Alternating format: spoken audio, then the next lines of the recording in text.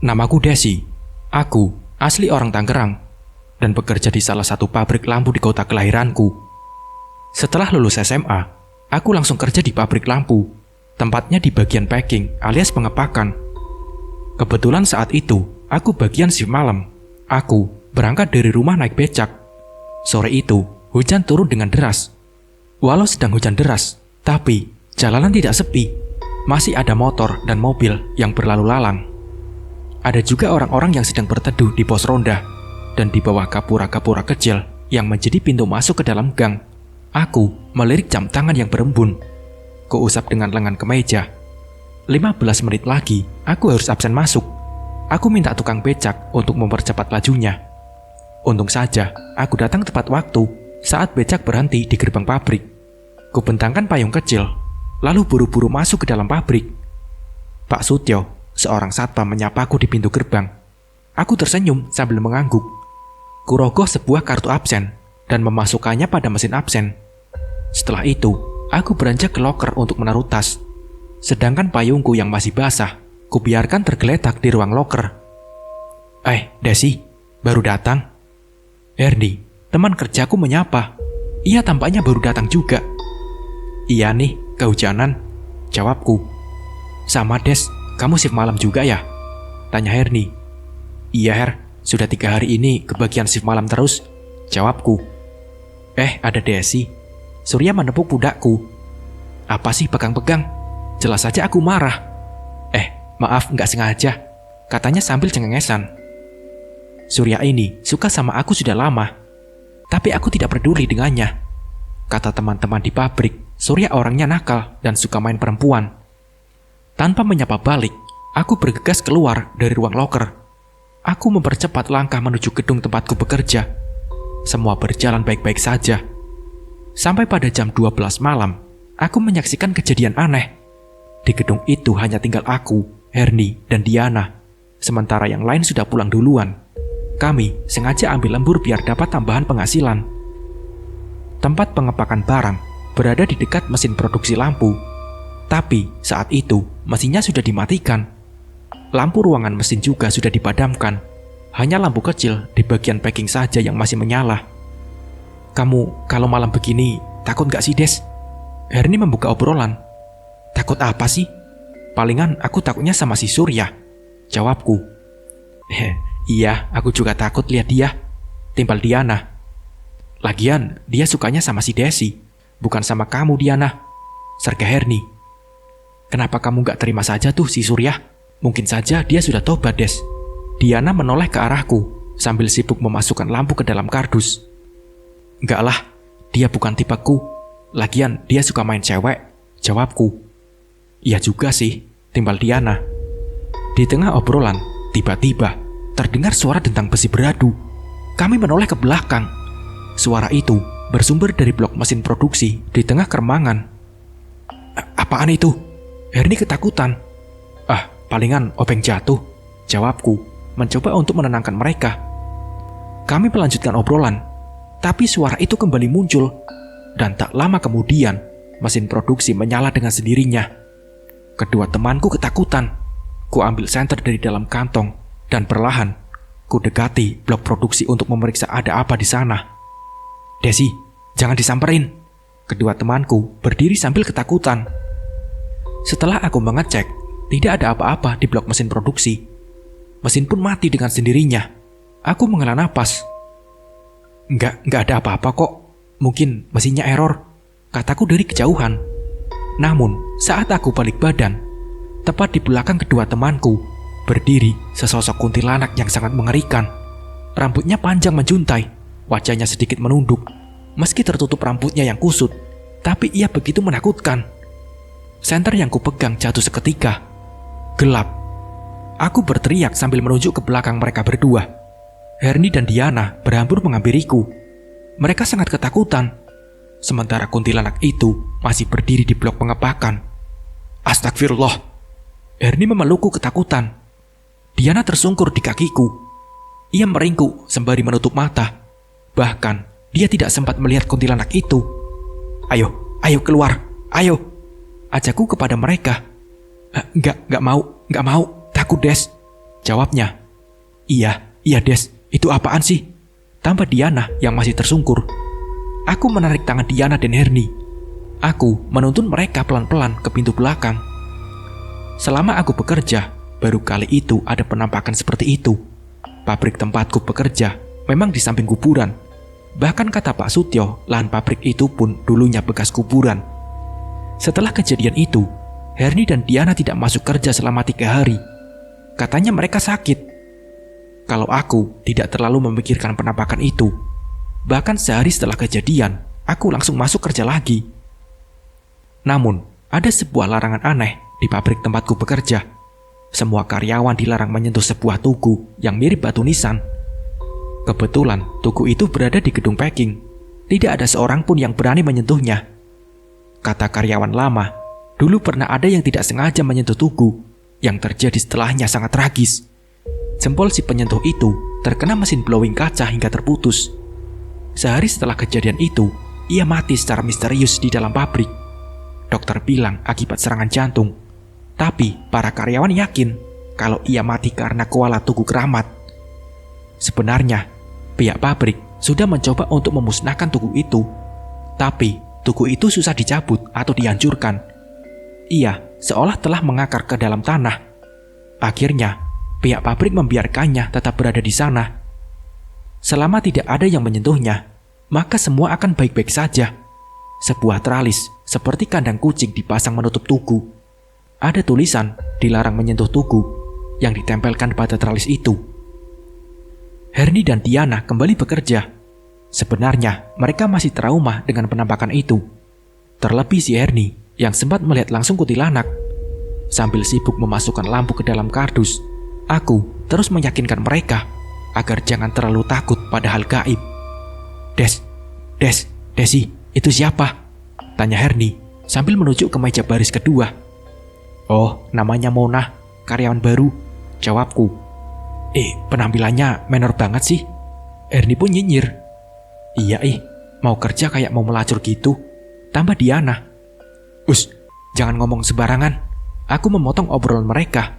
Tidak lama setelah mereka membicarakan Mona, wanita itu melirik ke arahku. Aku tersenyum sambil mengangguk pelan. Kemudian, ia beranjak keluar gedung, mungkin untuk buang air. Tuh, lihat, jalannya aja kayak dibuat-buat. Herni kembali menyinyir. Aku tidak menanggapinya. Herni memang suka sekali ngomongin orang. Selang beberapa menit, kulihat Mona kembali masuk dan kembali bekerja. Dengan cekatan, ia memasukkan lampu yang sudah dikemas ke dalam kardus. Desi. Herni yang berdiri di sampingku tiba-tiba berteriak. Ia memegangi leher, matanya melotot.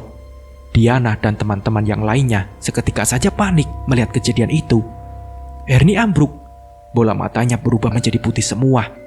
Lengannya meraba-raba, lalu meraih sebuah gunting. Kami sudah berusaha untuk menahan tubuhnya, tapi tidak bisa. Dan dengan brutal, Herni menusukkan gunting itu ke lehernya. Kami histeris. Sementara, Herni tewas seketika sebelum sempat tertolong. Apa yang dialami Herni sangat mengejutkan.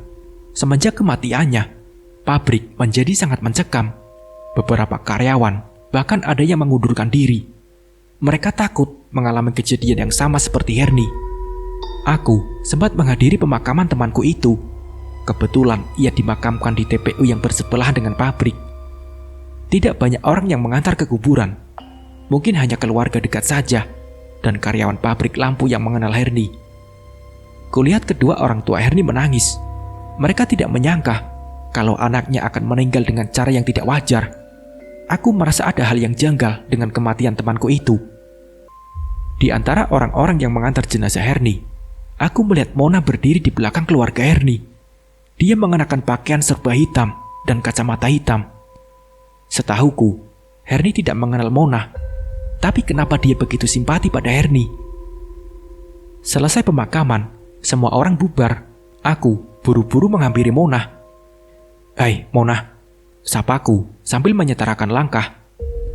Oh, hai, kamu. Iya, seperti sedang mengingat-ingat namaku. Desi, aku Desi. Satu bagian sama kamu. Aku juga kerja di bagian packing. Jawabku. Oh iya, aku ingat. Ia memperlambat langkahnya. "Kamu asalnya dari mana?" tanyaku. "Aku dari Kalimantan, Des. Kalau kamu?" tanya Mona. "Aku asli Tangerang," jawabku.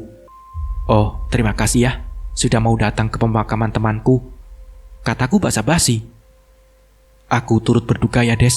Semoga Herni tenang di alam sana," ucapnya. "Amin. Ngomong-ngomong, kamu tinggal di mana?" "Aku ngontrak di dekat sini. Kapan-kapan main saja ke kontrakanku, Des," suruhnya. Boleh. Nanti lain waktu ya," jawabku. "Aku sebenarnya bisa menebak sebab kematian Herni," ujarnya sambil terus melangkah santai. Aku terkejut, lalu menghentikan langkah. "Maksud kamu?" tanyaku. "Menurutku, dia jadi tumbal pabrik, Des," jawabnya. Jadi tumbal?" tanyaku heran. "Iya, aku pernah kerja di pabrik kertas dan karyawannya setiap tahun mati. Ternyata dijadikan tumbal agar pabriknya tetap sejahtera dan tidak diganggu makhluk gaib," ucapnya. Aku pun mengangguk antara percaya dan tidak percaya.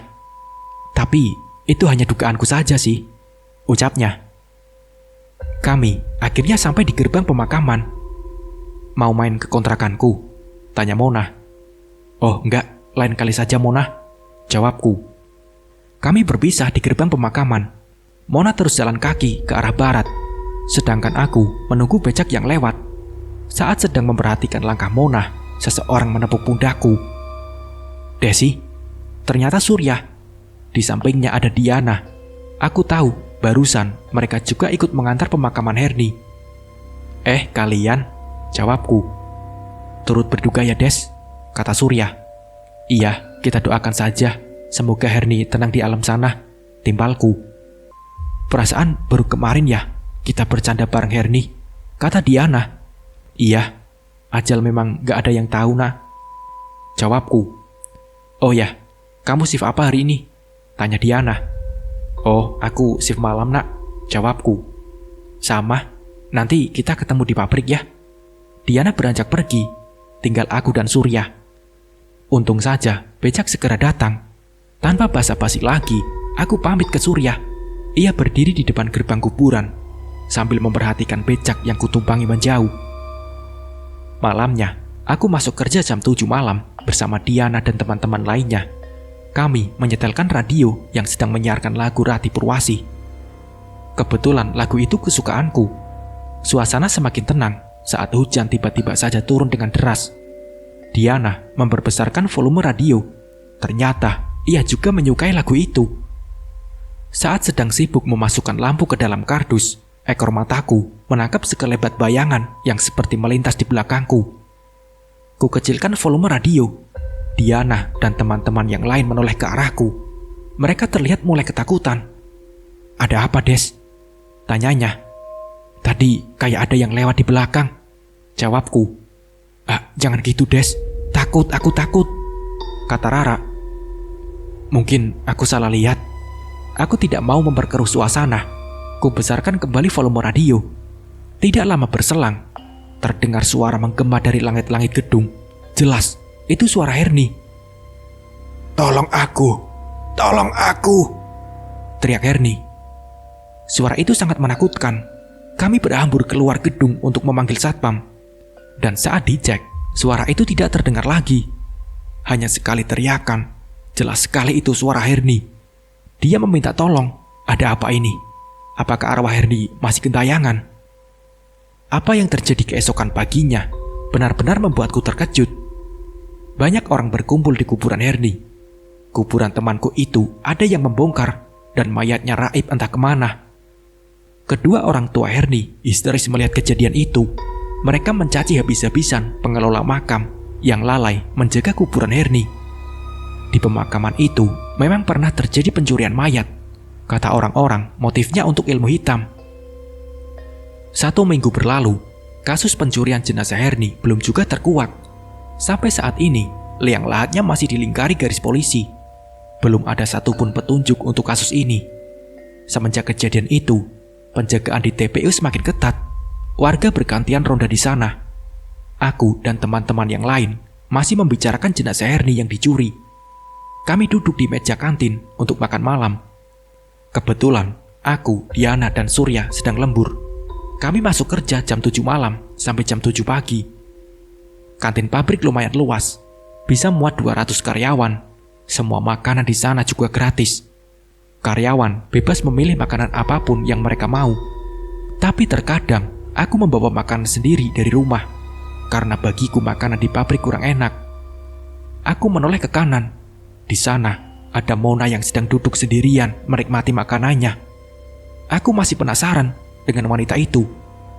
Bukan karena penampilannya yang selalu menor dan seksi, tapi aku curiga kalau kematian Herni ada kaitannya dengan Mona. Soalnya, Herni kesurupan tepat setelah menghina Mona. Ada si Mona tuh. Diana ternyata menyadari juga kalau ada Mona. Cantik ya dia, timbal Surya. Oh, dasar buaya, ledek Diana. Aku jijik sama penampilannya. Lihat deh, celananya ketat banget. Bawahan bajunya diikat sampai kelihatan udelnya. Sudah kayak mau ke diskotik saja, kata Diana sambil memperhatikan Mona. Diana, kamu jangan sembarangan ngatain dia. Kamu masih ingat gak kalau Herni mati tepat setelah mengatain si Mona? Ucap temannya. Aduh, bener juga. Gimana nih, aku takut. Diana meletakkan sendoknya. Wajahnya mengkerut ketakutan. Tiba-tiba Mona menoleh ke arah kami, lalu tersenyum sambil melambaikan tangan. Kami balas mengangguk. Aku mengajaknya untuk bergabung dengan kami. Sini Mona, ajakku dari kejauhan. Dia pun mendekat membawa makanannya. Gaya berjalannya memang seperti dibuat-buat. Sudah macam model papan atas. Ia duduk di sampingku. Dia sangat ketakutan melihat Mona. Aku tahu Diana berusaha untuk bersikap tenang. Aku ikut nimbrung ya. Parfum Mona seketika tercium sangat menyengat. Iya, silakan Mona. Aku dan Surya kompak menyambutnya. Ternyata kalian juga lembur juga ya, ucap Mona. Aku tahu Mona hanya berbahasa basi. Iya Mona, timbal Diana. Suasana menjadi canggung. Yang aktif mengobrol hanya Surya. Aku sesekali menimpali saja. Diana hanya mengangguk tanpa ikut mengobrol. Aku tahu dia masih ketakutan. Kami tidak berlama-lama. Setelah selesai makan, kami langsung kembali bekerja. Setelah jam 2 dini hari, aku masih sibuk bekerja. Radio dinyalakan dengan volume yang besar. Para karyawan sesekali menarik-narik kecil untuk mengusir kantuk. Aku ke toilet dulu ya, kebelet pipis, pinta Diana. Oh iya nak. Aku menoleh padanya sambil tersenyum. Tanganku sibuk memasukkan lampu ke dalam kardus. Sampai jam 3 dini hari, Diana tidak kunjung kembali. Aku khawatir dan buru-buru menyusulnya ke toilet. Ada 3 pintu toilet di sana, dan salah satunya terkunci rapat. Di lantai ada genangan darah. Aku panik. Ku gedor pintu toilet itu sambil memanggil namanya. Ku coba dobrak pintunya, tapi tidak bisa. Segera aku lari ke pos satpam. Pak Sutyo dan 3 rekannya segera berlari ke toilet wanita. Mereka dengan sekuat tenaga mendobrak toilet itu. Dan ketika pintu berhasil didobrak, aku berteriak sambil menangis melihat Diana terkapar tidak bernyawa. Ada luka di bagian leher, seperti ada yang menggoroknya. Sebuah golok tergeletak di samping kloset, memberi kesan kalau Diana bunuh diri. Namun aku tahu betul sifat temanku itu. Tidak mungkin dia berani bunuh diri. Ini pasti pembunuhan. Jenazah Diana dibawa ke kampung. Pihak keluarga ingin menguburkannya di kampung halaman. Kasus ditutup begitu saja dengan dugaan kalau Diana bunuh diri. Tapi aku yakin sekali kalau Diana mati dibunuh. Anehnya lagi, orang-orang pabrik malah menduga kalau Diana kualat tugu keramat. Persetan dengan tugu itu, 2 temanku sudah mati. Aku harus menyelidiki siapa dalang di balik semua ini. Desi, panggil Surya. Aku mau baru pulang setelah seharian bekerja. Tiba-tiba Surya menyapaku dari belakang. Iya, Surya, ada apa? Jawabku. Des, kamu besok libur kan? Ucap Surya. Aku diam sejenak. Dari mana dia tahu jadwal kerjaku? Pikirku. Iya, libur. Kok tahu? Tanyaku. Aku tadi tanya Pak Yogi, atasan kamu. ucap Surya. Ada apa ya? Tanyaku lagi. Jadi begini Des, kebetulan besok di Jati ada pasar malam. Aku mau ajak kamu ke pasar malam. Mau kan? Ajaknya. Pasar malam? Gimana ya? Jawabku. Ayolah, nanti kita sambil ngobrolin kasus kematian Diana, ucap Surya. Baiklah, apa salahnya menerima ajakan Surya? Aku pun mengangguk. Ini ajakan pertamanya yang aku terima. Entah sudah berapa ratus kali dia mengajakku jalan-jalan dan selalu kutolak. Jemput ya, kataku sambil tersenyum. Iya, siap komandan. Surya malah hormat, aku tertawa melihatnya. Dan keesokan malamnya, aku mematut diri di depan cermin, menjajal satu persatu pakaian yang menurutku bagus. Entah kenapa, aku merasa ingin tampil semaksimal mungkin di hadapan Surya. Pilihanku jatuh pada baju kaos putih. Sedangkan untuk celananya, aku memilih celana jeans biru yang tidak terlalu ketat. Anak bapak jam segini dandan, mau kemana sih nak? Saat aku duduk di ruang tamu sambil menunggu Surya, tiba-tiba bapak muncul. Ia kemudian duduk di sampingku. Aku anak tunggal, sedangkan ibu sudah lama meninggal. Jadinya hanya tinggal aku dan bapak yang tinggal di rumah ini. Perawakan bapakku gendut, ia gampang sekali merasa gerah. Makanya ia sering sekali terlihat hanya mengenakan sarung dan kaos singlet sambil kipasan. Aku mau main ke pasar malam pak, jawabku. Sama pacar kamu? Tanya bapak. Bukanlah pak, jawabku. Bapak malah ketawa. Des, bapak saranin kamu agar cepat nikah. Bapak mau banget punya cucu, ucap bapakku. Belum kepikiran pak, jawabku singkat. Tidak lama kemudian, terdengar suara motor berhenti di depan rumahku. Aku yakin sekali itu pasti motor si Surya, dan benar saja. Ia membawa motor Vespa warna kuning. Dengan sopan, Surya menyalami bapak. Setelah itu, kami pun langsung pamit. Sesampainya di lokasi pasar malam, kulihat pengunjungnya sangat ramai. Kami masuk ke dalam pasar itu. Surya membelikanku gulali. Dia juga menggandeng lenganku. Aku merasa nyaman bersamanya. Setelah mencoba wahana ombak banyu dan rumah hantu, kami naik biang lala. Itu wahana kesukaanku. Biang lala berputar perlahan. Dari ketinggian itu, aku bisa melihat pemandangan pasar malam yang gemerlap dan juga dipadati pengunjung. Des, aku curiga kalau kematian Diana ada kaitannya sama Tugu Keramat itu, ucap Suryo. Enggak Surya, aku yakin kalau si Diana itu dibunuh, jawabku. Emang siapa? Tanya Surya. Nah itu aku nggak tahu, jawabku. Kamu tahu nggak Des, kalau sudah banyak orang yang mati karena kuala tugu? Tanya Suryo. Iya, tapi itu kan cuma cerita dari mulut ke mulut, timbalku. Emangnya tugu itu benar-benar batu nisan ya? Tanyaku. Iya Des, itu kuburan seorang wanita yang mati melahirkan. Makanya banyak karyawan yang suka melihat penampakan kuntilanak, jelas Surya. Iya, aku juga pernah melihat penampakan itu, kataku. Tapi aku sangat yakin kalau Diana itu dibunuh, lanjutku. Kau mencurigai seseorang? Tanya Surya. Tentu, jawabku. Siapa emang? Tanya Surya penasaran. Mona Surya, jawabku. Saat biang lala yang kami tumpangi berada di posisi rendah, aku melihat Mona berdiri di antara lalu lalang orang sambil melihat ke arahku. Ia tersenyum. Itu Mona, teriakku sambil menunjuk ke arah Mona. Sebelum sempat kuhampiri, Mona sudah pergi. Wanita itu sangat misterius. Aku harus mencari tahu lebih dalam tentangnya.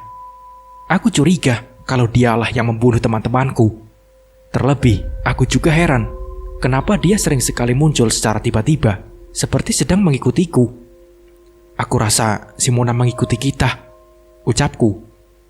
Mungkin hanya kebetulan aja kali, kata Surya. Setelah mencoba semua wahana di pasar malam, kami bergegas pulang. Aku sebenarnya sempat menoleh ke sekeliling. Siapa tahu si Mona masih ada di sekitar pasar. Tapi tidak sama sekali kutemukan batang hidungnya. Sesampainya di rumah, Surya tidak mau mampir. Ia langsung pamit begitu saja, seperti sedang terburu-buru. Aku masih kepikiran tentang Mona.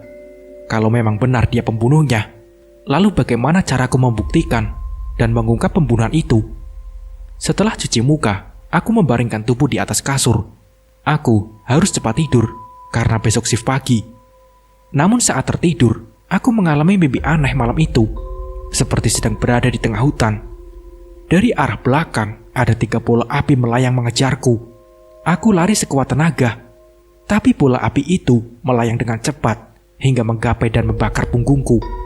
Dan saat itulah, tiba-tiba Surya pun muncul, lalu memadamkan api yang membakar punggung. Ia juga mengusir bola api tersebut. Aku tergelagap bangun dengan napas terengah-engah. Keringat membasahi dahi. Segera kurai segelas air di meja dekat tempat tidurku. Kulirik jam dinding, ternyata sudah jam 5 pagi. Aku harus menyiapkan sarapan untuk bapak. Saat turun dari tempat tidur, kakiku menginjak sesuatu yang aneh. Aku merasakan sebuah cairan seperti lendir. Cairan itu lengket dan menjijikan. Bukan hanya di bawah tempat tidur, ternyata lendir itu memenuhi seluruh lantai kamarku. Lendir itu tidak bau, hanya lengket saja. Tapi itu benar-benar menjijikan. Dengan dibantu bapak, aku membersihkan lantai kamarku. Bapakku juga heran kenapa tiba-tiba ada lendir di dalam kamar. Singkat cerita, paginya aku tiba di pabrik tepat waktu.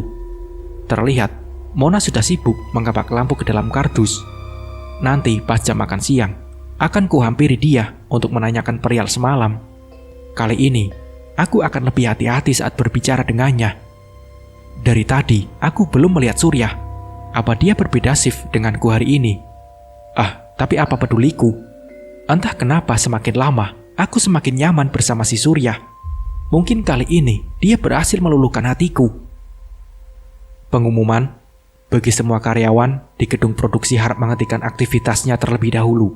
Pihak pabrik akan mengadakan ritual sajenan demi kelancaran operasional pabrik.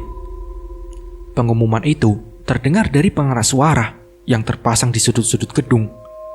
Semua karyawan seketika menghentikan aktivitasnya. Segerombolan orang berpakaian hitam muncul dari luar. Mereka membawa nasi tumpeng, buah-buahan, ayam cemani, dan sajian lainnya. Mereka meletakkan sesajen itu di depan tugu keramat. 2 orang wanita menari-nari seperti sedang melakukan tarian ritual yang aneh. 2 dukun membaca mantra dengan sangat keras, sedangkan yang lain hanya duduk sila menghadap tugu. Mengusir setan kok pakai tarian? Aneh banget, bisik Ulfa di telingaku. Dia teman satu shift denganku hari ini. Iya, dukun palsu kali. Masa mau ritual saja rame-rame begitu? Sudah kayak mau ngantri sembako. Aku tidak percaya dengan kesaktian dukun-dukun itu. Jangan-jangan mereka satu keluarga. Ulfa tertawa kecil. Mungkin saja iya. Tapi aku gak habis pikir. Kenapa yang punya pabrik percaya sama dukun? Kulirikan suaraku. Mungkin karena sudah ada 2 karyawan mati tiba-tiba. Makanya mereka minta tolong sama dukun. Jelas Ulfa. Bisa jadi sih, jawabku. Setelah selesai menari-nari dan membaca mantra, mereka keluar dari gedung. Terlihat sangat aneh dan konyol, pikirku. Seperti yang sudah kurencanakan, aku menghampiri Mona saat jam makan siang di kantin pabrik. Dia sedang duduk bersama seorang lelaki. Tapi aku tidak kenal lelaki itu. Yang jelas, dia adalah karyawan pabrik juga. Boleh aku gabung? Aku meletakkan botol minum dan wadah makanan di meja mereka. Oh, Desi, silakan. Gabung saja sini. Mona dengan ramah mempersilakanku. Kantin pabrik sedang ramai sekali, sehingga dapat terdengar gemuruh para karyawan yang sedang makan siang sambil mengobrol. Awalnya, aku hanya berbasa-basi mengobrol dengan mereka berdua tentang hal sepele. Namun sebelum menyelesaikan makanan, aku masuk ke inti pembicaraan. Oh ya, semalam aku sempat lihat kamu di pasar malam. Itu beneran kamu bukan sih? Tanyaku. Oh iya, semalam aku jalan sama pacarku ke pasar malam dan gak sengaja lihat kamu naik biang lala. Ucapku lagi. Pacarmu? Tanya Mona. Iya, pacar aku Mona. Lelaki di sampingku menyela obrolan. Oh iya ya, kukira kamu ngikutin aku. Jawabnya. Maksudnya gimana? Mona pun tersenyum sambil mengurutkan dahi. Lupakan, jangan dibahas lagi. Aku nyengir malu. 2 hari kemudian, aku kembali mendengar kabar buruk kalau kuburan Diana ada yang membongkar. Mayatnya juga hilang. Lagi-lagi pencurian mayat terjadi. Ini aneh sekali. Setiap temanku mati, pasti mayatnya dicuri. Ada apa sebenarnya dengan mereka? Sepulang kerja, aku sengaja duduk di pangkalan ojek dekat pabrik untuk menunggu Mona. Tidak lama berselang, dia keluar dari gerbang pabrik. Dia tidak diantar pacarnya. Mungkin saja pacarnya sudah berbeda shift. Bukannya langsung pergi, ia malah berdiri di pinggir jalan raya, seperti sedang menunggu angkot lewat. Aneh, mau kemana dia? Bukankah kontrakannya dekat dengan pabrik? Gumamku. Aku segera meminta salah satu ojek agar bersiap mengantarku. Para tukang ojek itu sempat rebutan penumpang. Aku berdecak kesal dan memilih salah satu dari mereka yang punya kaca helm gelap agar bisa menutupi wajahku. Mona pun naik angkot. Jelas, itu jurusan Jatiuwung. Ojek yang kutumpangi berangkat membuntuti angkot tersebut. Tepat di pertigaan, Mona pun turun. Ia menyeberang jalan, lalu kembali menunggu angkot. Dan dari kejauhan, aku terus memperhatikannya. Beberapa angkot yang melintas di hadapannya, ia lewatkan begitu saja. Baru ketika datang sebuah angkot jurusan Balaraja muncul, ia melambaikan tangan. "Pak, ikuti angkot itu," pintaku dengan tergesa-gesa. "Iya, Neng, siap," jawabnya. Tidak sampai Balaraja, Mona sudah turun di depan sebuah pabrik hebel. Anehnya, pabrik itu terlihat sudah terbengkalai.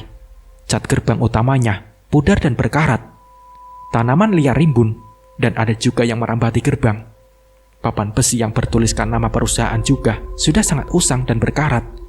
Tampaknya pabrik itu sudah tidak lagi berpenghuni. Tanpa menoleh ke sekitar, Mona berjalan ke arah pabrik hebel. Dia masuk melalui celah gerbang yang menganga, seperti bekas dirusak seseorang. Buru-buru, aku turun dari ojek. Sialnya, tukang ojek itu malah minta bayaran yang tidak masuk akal dengan jarak sedekat ini. Aku tidak mau berdebat lama, lalu membayar sesuai yang diminta. Segera, aku bergegas masuk ke dalam pabrik melalui celah gerbang seperti yang dilakukan Mona. Saat berhasil masuk ke halaman pabrik, kulihat rumput liar tumbuh dengan subur setinggi 1 meter. Ada jalan setapak yang mengarah ke halaman belakang. Aku melangkah perlahan mengikuti jalan setapak itu. Dan sesampainya di halaman belakang pabrik, kulihat Mona seperti sedang mencari sesuatu di antara semak-semak. Aku pun bersembunyi di balik tembok, mengintipnya dari kejauhan. Mona menginjak-injak permukaan tanah. Entah apa yang sedang Mona lakukan. Seolah menemukan lokasi harta karun. Mona buru-buru mencari benda untuk yang bisa digunakan untuk menggali tanah. Ia menemukan sebuah sekop tua yang tergeletak tidak jauh dari tempatnya berdiri. Aku terus mengintipnya. Ia menggali tanah itu dengan sekuat tenaga. Dan selang beberapa menit, ia menutup hidungnya dengan kerah baju. Matanya menyimpit. Mungkin saja ia menemukan sesuatu yang menjijikan. Dari dalam tasnya, Mona mengeluarkan sarung tangan plastik. Dan betapa terkejutnya aku saat Mona mengangkat sebuah mayat dari dalam tanah itu. Itu mayat perempuan. Aku mengenali wajahnya. Meski sudah sedikit rusak, jelas sekali, itu Herni. Belum sempat aku menghampiri Mona, terdengar suara segerombolan lelaki mendekat. Aku pun panik. Tanpa berpikir panjang, aku masuk ke dalam pabrik melalui celah dinding yang bolong untuk bersembunyi. Untuk saat ini, aku tidak berani menghampiri mereka. Ada 5 lelaki berjaket hitam dan berbadan besar.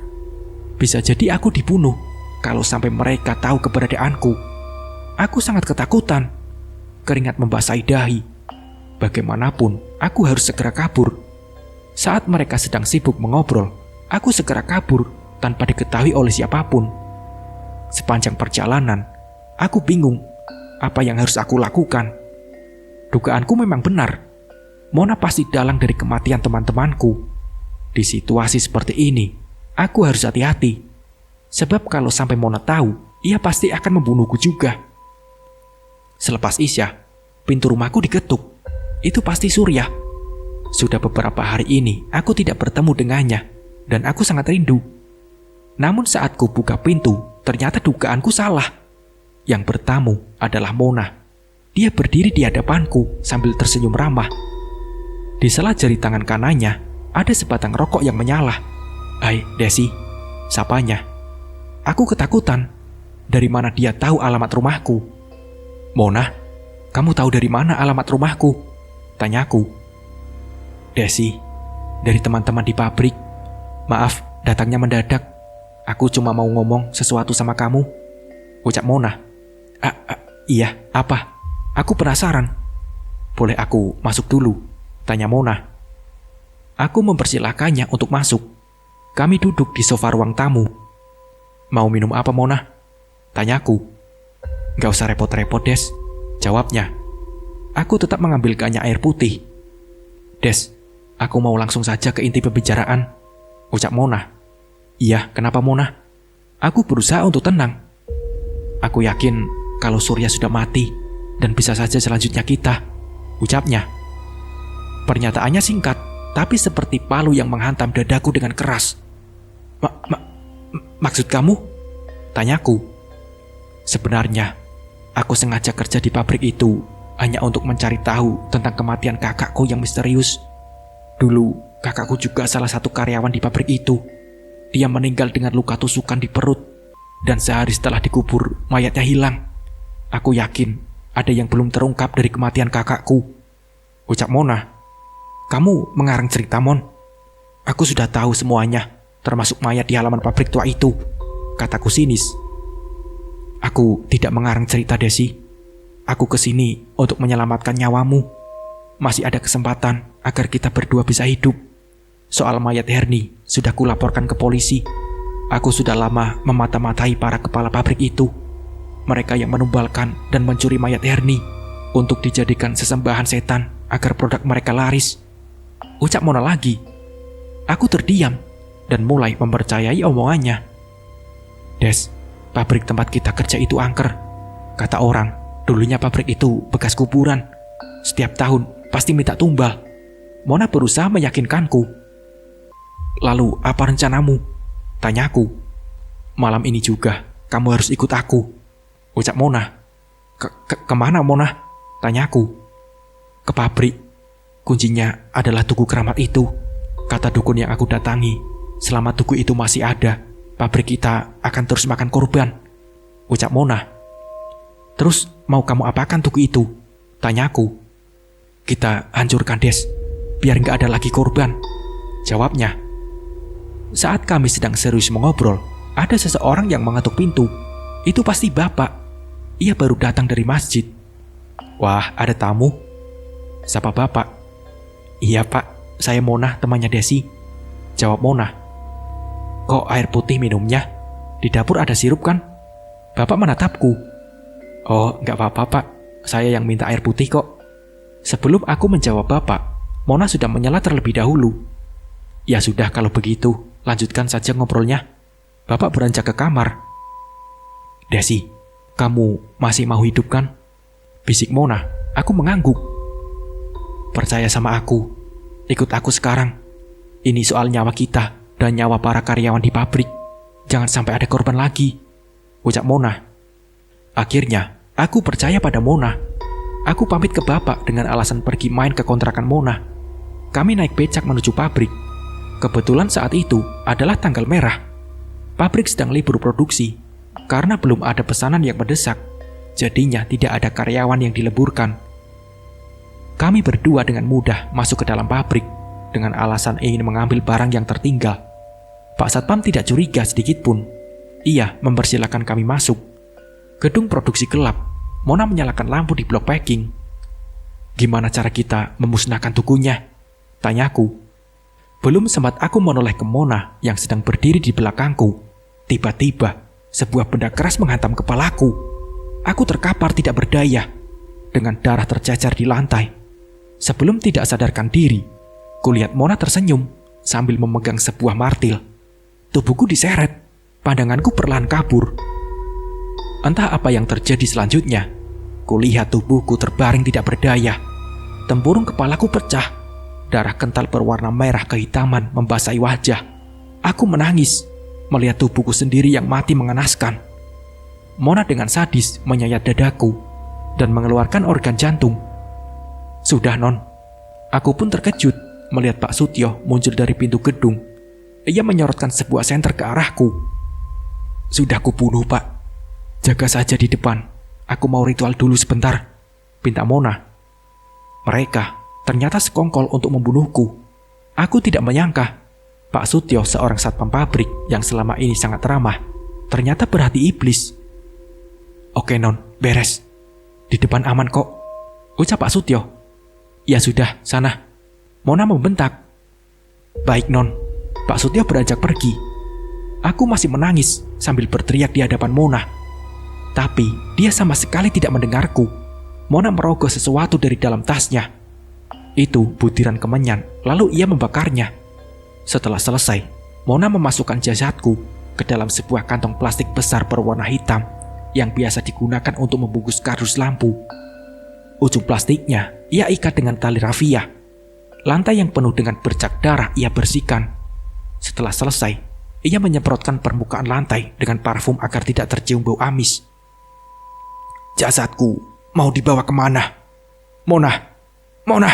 Aku berteriak. Mona menyeret plastik itu sekuat tenaga. Mona! Mona! Mona! Bergegas, aku mengikutinya. Ia menunggu seseorang di pintu gerbang. Mona menoleh ke arah kanan. Sebuah mobil box masuk ke halaman pabrik dan berhenti di depan Mona. Lelaki berbadan gendut keluar dari mobil. Ia membukakan box mobil, lalu memasukkan jasadku. Tolong, kembalikan jasadku. Aku berusaha menyentuh mobil itu, tapi tidak bisa. Tubuhku menembus benda apapun yang kupegang. Mona masuk ke dalam mobil. Ia duduk di samping kemudi. Aku berusaha mengejar mobil tersebut, tapi seperti ada yang menyedot paksa tubuhku hingga terpental masuk kembali ke dalam gedung yang gelap gulita. Lampu di dalam gedung sudah padam semua. Aku tidak dapat melihat apapun. Tidak lama kemudian, lampu di gedung itu menyala lagi dengan sendirinya. Aku bingung melihat ke sekeliling. Ini bukan pabrik tempatku bekerja, melainkan sebuah pabrik petasan. Aku mencium bau mesin di mana-mana. Para pekerja di pabrik ini terlihat masih di bawah umur semua. Mereka masih sangat muda. Mungkin umurnya kisaran 13-15 tahunan. Tidak ada baju atau sarung tangan khusus yang melindungi mereka. Bahkan sebagian ada tidak mengenakan masker sama sekali. Aku berjalan sambil memperhatikan sekeliling pabrik. Tampaknya mereka tidak menyadari sedikitpun keberadaanku. Keranjang yang diletakkan di bawah meja penuh dengan petasan. Ada yang bertugas mengambil keranjang itu, kemudian mengemasnya ke dalam plastik. Di sudut kanan ruangan yang dekat dengan pintu, berjejer para pekerja yang tugasnya menempelkan label pada kardus petasan. Semuanya keluar. Suara anak perempuan berteriak dari luar pabrik. Ada apa? Ada apa? Mereka saling tatap ketakutan. Sebelum sempat kabur, suara ledakan terdengar dari sudut gedung. Api menyembur, membakar serbuk mesiu. Mereka terjebak di dalam gedung itu karena pintu utamanya terkunci. Terdengar jerit kesakitan saat api membakar tubuh mereka hidup-hidup. Tidak ada yang bisa diperbuat. Satu persatu mereka mati terbakar. Gedung yang hanya beratap seng tua ambruk menimpa para pekerja yang sedang sekarat kesakitan. Aku menangis ngeri melihat kejadian itu. Tanpa kusadari, lampu kemudian mati kembali. Semuanya sempurna gelap. Lampu menyala kembali. Kali ini tidak ada gedung pabrik. Sejauh mata memandang, hanya ada hamparan pekuburan. Aku ingat kalau ini masih halaman pabrik tempatku bekerja. Ada jalan raya yang tidak jauh dari sana. Nah, ini dia lahannya. Nanti kita gusur kuburan ini dari ujung sana sampai ke sini. Ku dengar sebuah obrolan dari belakangku. Aku membalikkan badan. Mungkin jaraknya hanya sepelemparan batu dari tempatku berdiri. Ada dua lelaki dan seorang wanita yang tidak asing bagiku. Wanita itu adalah Mona. Sedang apa dia di sana? Pokoknya, saya mau pembangunan pabrik lampu saya lancar. Saya tidak mau ada kendala masalah lahan. Timbal lelaki tua berbadan kurus yang mengenakan jas hitam dan kemeja putih, layaknya bos besar. Iya pak, baik, jawabnya. Kalau ada apa-apa, kamu bisa hubungin anak saya. Tambah lelaki itu sambil menyentuh pundak Mona. Iya pak, beres. Saya jamin tidak akan ada kendala pembebasan lahan, jawabnya. Lampu kembali padam. Seketika gelap gulita. Aku tidak dapat melihat apapun. Tidak lama berselang, lampu menyala kembali. Aku berada di gedung baru. Ini tempatku bekerja. Di dalam gedung itu ada Mona dan seorang lelaki tua. Mereka terlihat sedang bingung. Pabrik kita terus rugi, Pak. Pasti gara-gara tuku ini. Mona menunjuk tuku keramat. Kita harus cari jalan keluarnya, nak. Bapak tidak mau pabrik ini bangkrut cuma gara-gara tuku sialan itu, ucap bapaknya. Kita coba hancurkan lagi, Pak, ucap Mona. Tidak akan berhasil. Kamu lihat sendiri.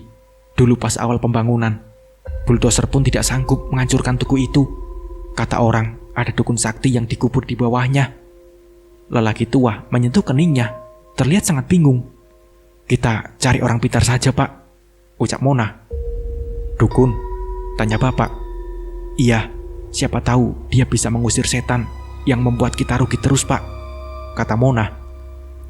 Setelah itu, wajahku seperti diterpa cahaya yang sangat menyilaukan mata. Kejadian demi kejadian melintas di hadapanku. Setiap tahun, Mona membunuh karyawannya untuk dijadikan tumbal. Yang dia incar adalah karyawan kelas bawah. Perlahan, pabriknya mulai tumbuh. Mona dan bapaknya meraup untung besar. Tubuhku terlempar lagi. Kali ini kembali ke tempat semula saat aku dibunuh. Anehnya, gedung itu kini dipenuhi para wanita. Mereka menangis meminta pulang, tapi tidak ada satupun yang bisa keluar dari gedung tersebut. Keesokan harinya, kulihat bapakku datang ke pabrik untuk mencariku.